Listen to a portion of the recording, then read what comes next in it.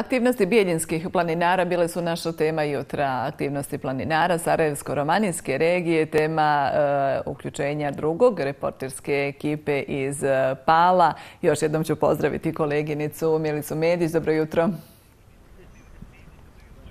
Još jedno dobro jutro i tebi, Dragana, i svim našim dragim gledaocima. 20 godina postojanja i aktivnog rada Planinarsko društvo Javorina iz Pala obilježava brojnim aktivnostima. O kakvim aktivnostima je riječ i koji su im planovi za naredni period reći će nam naš gost ovog jutra, sekretar ovog planinarskog društva, Simo Terzić. Simo, dobro jutro i dobrodošli u jutarnji program BN televizije. Dobro jutro, Milice, i vama vašim gledaocima. Evo, kao što sam spomenula, provodite brojne planinarske aktivnosti. O kakvim aktivnostima je riječ? Šta ste to posjetili u prethodnom periodu?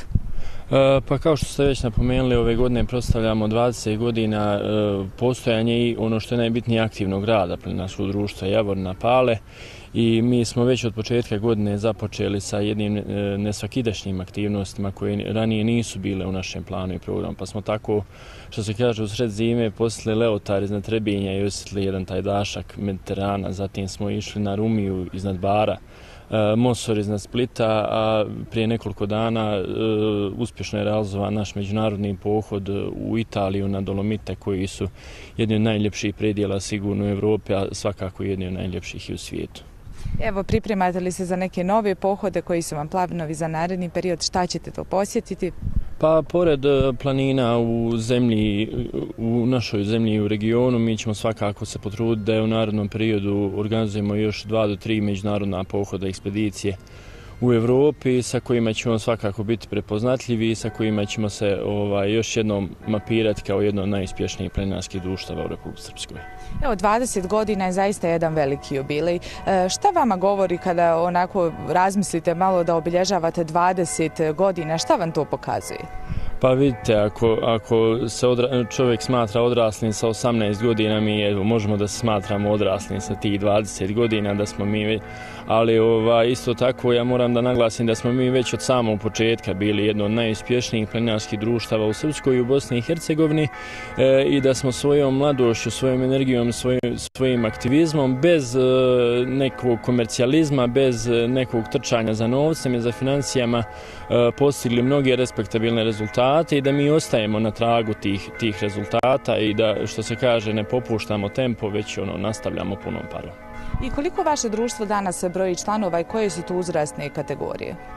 Pa naše planinarsko društvo broji oko 140 članova, nešto preko 140 članova, naš prosjek godina je oko 30. Znači mi imamo osobe koje su starosti 18-19 godina, do nekih 40 koji otprilike tu je neki taj prosjek oko 30 godina, što nas svrstava u red jednih od najmlađih nekomercijalnih planinarskih društava, ne samo u Srpskoj, već i u cijeloj BiH. Evo, kada govorimo o nekim drugim aktivnostima vašeg društva, vi ste imali u planu i da izgradite planinarski dom. Dokle ste stigli što se tiče toga? Pa evo, cijeli ovaj prethodni mandat trenutno rukovodstvo Planinarskog društva Javorina bori se da dođe do relevantnih faktora u nadležnim institucijama i evo ja moram da naglasim da smo mi serijom sastanaka u gradskoj upravi grada Istočno Sarajevo sa konkretno gradonačelnikom Ljubišom Ćosićem i njegovim saradnicima došli do nekog rješenja i imamo obećanje gradske uprave, odnosno gradonačelnika, da će se ući u narednom periodu, narednih mjesec, 2, u realizaciju izgradnje planinarskog doma i to nas zaista čini vrlo sretnim jer mi smo najbrojnije društvo u gradu Istočno Sarajevo, najbrojnije smo društvo od Bijeljine do Trebinja. Kao što sam rekao, već jedni smo od najuspješnijih i mislim da zaista zaslužujemo da imamo te vrste svojih prostorija i da budemo i konkurentni u jednoj vrsti turističke ponude koja je sve atraktivnija na ovoj regiji. Evo, kada govorimo o turizmu u Istočnom Sarajevo, u toku ljeta dođe veliki broj posjetilaca. Šta biste im vi ovako kao domaćini ovdje preporučili kada je riječ o planinarenju? Šta to prvo trebaju da posjeti?